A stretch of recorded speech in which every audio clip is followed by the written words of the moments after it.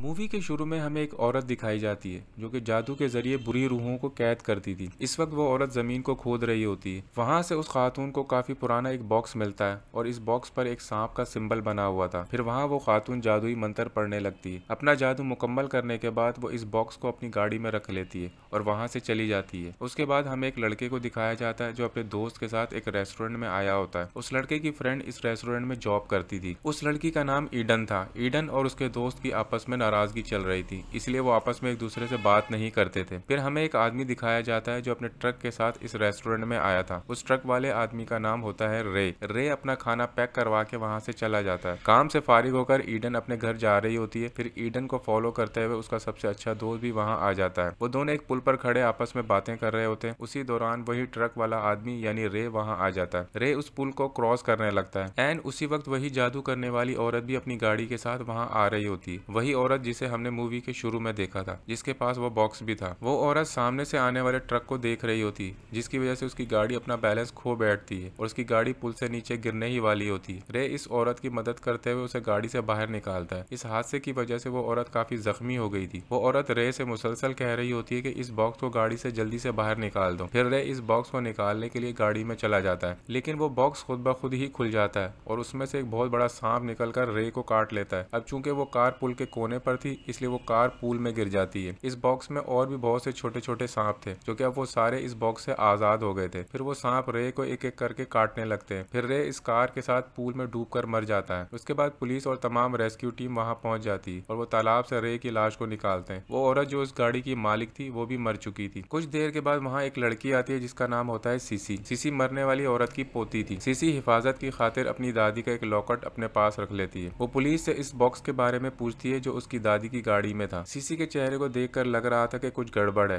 वो डरी हुई थी। अब क्योंकि सीसी अपनी दादी की मौत की वजह से काफी सदमे में थी, इसलिए पुलिस उसे उसके घर ले आती है। उसके बाद हमें दिखाया जाता है कि रे की लाश को चेक करने के लिए एक जगह ले जाया गया है। रे के जिस्म का मुआयना करने के बाद उन्हें उसका पोस्टमार्टम भी करना था। रे की लाश के पास एक आदमी खड़ा था और उससे ही सब कुछ करना था, लेकिन तभी इस आदमी को किसी का फोन आ जाता है। कॉल सुनकर जब वो वापस कमरे में आता है तो वो देखता है कि रे की लाश वहाँ से गायब थी। वो वहाँ रे की लाश को हर जगह तलाश करता है, लेकिन उसे लाश कहीं नहीं मिलती। फिर दिखाया जाता है कि एक पुलिस ऑफिसर रे के ट्रक को उसके घर छोड़ने आता है। उसी दौरान इस पुलिस ऑफिसर को वहाँ पर किसी की मौजूदगी का एहसास होता है। जब वो पुलिस ऑफिसर मुड़ता है तो वहाँ कोई और नहीं बल्कि रे होता है। कुछ सोचने समझने से पहले ही रे उस पर एक रॉड से अटैक कर देता है और उसे जान से मार डालता है। बाद में वो उसके खून से उसके माथे पर सांप का सिंबल बना देता है। उसके बाद दिखाया जाता है कि ईडन दोबारा अपने बेस्ट फ्रेंड से मिल रही होती है। ईडन अपने दोस्त को बताती है कि हादसे और अपनी दादी को खो देने की वजह से उस दिन सीसी काफी डरी हुई थी, इसलिए हमें उसके पास जाना चाहिए और उससे मिलना चाहिए। मसरूफ होने की वजह से ईडन का दोस्त उसके साथ नहीं जाता। फिर ईडन अपने एक बॉय और गर्लफ्रेंड के साथ सीसी के घर जाती है। वो सीसी से पूछते हैं कि तुम उस दिन इतना क्यों डरी हुई थी और तुम अजीब सा बर्ताव भी कर रही थी। यहाँ सीसी उन्हें सारी बात बता देती है। वो बताती है कि मेरी दादी बुरी रूहों को काबू करके उन्हें कैद कर सकती थी और उन्होंने 13 बुरी रूहों को सांपों के रूप में इस बॉक्स में कैद कर रखा था। उसके बाद मेरी दादी ने इस बॉक्स को जमीन में दफन कर दिया था, लेकिन बाद में उस जगह खुदाई हुई तो मेरी दादी ने उस बॉक्स को वहां से निकाल लिया। इसलिए मेरी दादी उस बॉक्स को कहीं और शिफ्ट करने जा रही थी, लेकिन रास्ते में उनका एक्सीडेंट हो गया और मेरी दादी उस हादसे में मर गई। बाद में रे भी इस बॉक्स के साथ पानी में चला गया। वो ये भी बताती है कि जब पुलिस ने इस बॉक्स को चेक किया था तो वो खाली था और अगर इस बॉक्स में कैद सांपों ने किसी शख्स को काट लिया तो वो सारी बदरूहें उसमें दाखिल हो जाएंगी, जिसकी वजह से वो शख्स इन बदरूहों के कंट्रोल में आ जाएगा और वो आदमी एक एक करके सबको मारता जाएगा। तब ईडन बताती कि पिछले दिनों में 2-3 लोगों की मौत हो चुकी है। सीसी कहती है कि ये किसी और का नहीं बल्कि रे का काम है, क्योंकि इन 13 बदरूहों ने रे को अपने कंट्रोल में कर लिया है। अब चूंकि ईडन इन बातों पर यकीन नहीं रखती थी, इसलिए वो इन बातों को संजीदगी से नहीं लेती। इसलिए वो अपने दोनों दोस्तों को मदद हासिल करने के लिए बाहर भेजती है, क्योंकि ईडन समझ रही थी कि सीसी अपनी दादी की मौत की वजह से सदमे में है। जब ईडन के दोस्त बाहर आते हैं तो वो देखते हैं कि किसी ने उनकी गाड़ी को उल्टा कर दिया है। वहीं उन्हें रे का ट्रक भी दिखाई देता है। तभी अचानक से रे उनके सामने आ जाता है।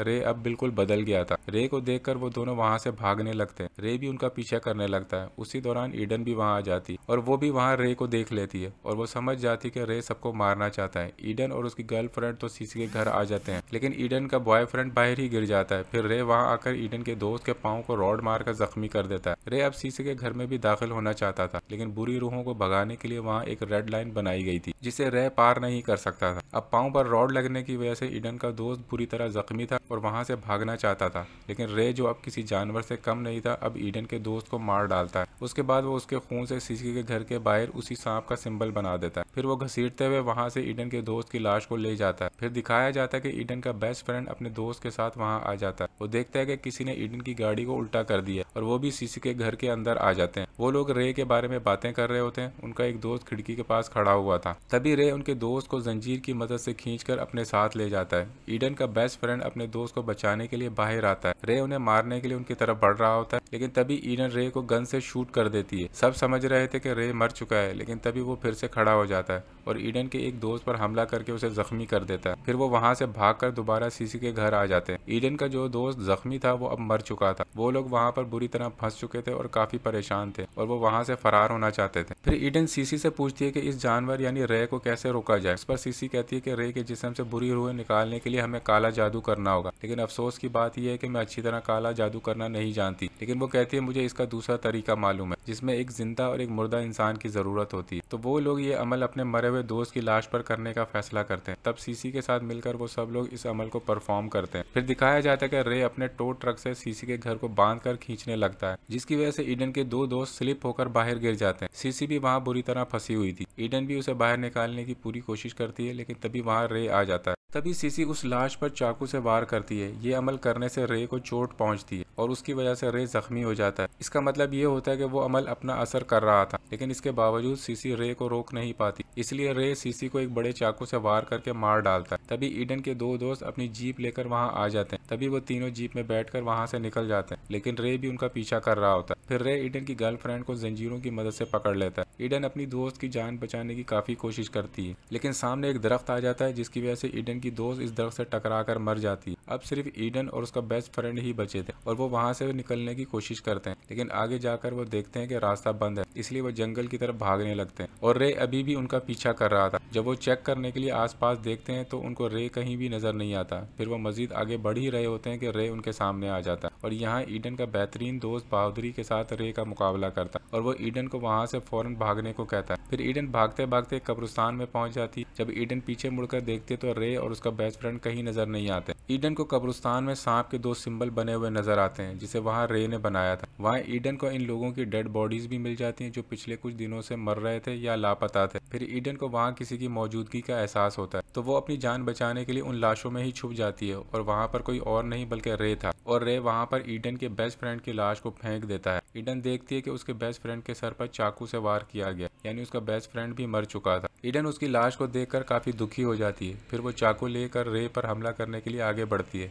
लेकिन रे उसका हाथ पकड़कर उसे ऐसा करने से रोक देता है। फिर ईडन की नजर करीब पड़ी हुई एक शराब की बोतल पर पड़ती है। अब रे ईडन को मारने ही वाला होता है। फिर ईडन इस शराब की बोतल को आग लगाकर उसे रे पर फेंक देती है, जिसकी वजह से रे पूरे का पूरा जल जाता है। रे मुकम्मल तौर पर जल गया था, लेकिन फिर भी वो ईडन पर हमला करता है। तब ईडन रे को सीसी की दादी का लॉकेट दिखाती है। इस लॉकेट को देखकर रे बिल्कुल पुरसकून हो जाता है। फिर कुछ देर बाद रे के जिस्म से वो बुरी रूहें सांपों की शक्ल में बाहर निकल आती हैं। फिर वो सांप ईडन पर भी हमला कर देते हैं, लेकिन ईडन इस लॉकेट की वजह से बच जाती है। फिर ईडन इस कब्र को बंद कर देती है। यहाँ पर ईडन ने रे और उन तमाम बदरूहों को कैद कर दिया था। फिर ईडन वहाँ से बाहर निकल जाती है और वो रे के ट्रक के करीब आ जाती है। वो ट्रक लेकर वहाँ से भागने वाली होती है, लेकिन ट्रक तो स्टार्ट ही नहीं हो रहा था और तभी वहाँ रे आ जाता है। ईडन रे से बचने के लिए एक बार फिर जंगल की तरफ भागती। अब रे भी जंगल में उसका पीछा करता है, लेकिन रे को ईडन जंगल में कहीं भी नजर नहीं आ रही। रे अभी वहीं खड़ा होता है और तब ईडन ट्रक लेकर वहां आ जाती। वो रे को इस ट्रक से ठोक देती है। टक्कर की वजह से रे का जिस्म दो टुकड़ों में तकसीम हो जाता है। ईडन जब ट्रक से बाहर आती है तो देखती है कि रे की बॉडी के टुकड़े हो चुके हैं। अब ईडन बिल्कुल महफूज थी और वो वहां से चली जाती। उसके जाते ही ये मूवी खत्म हो जाती।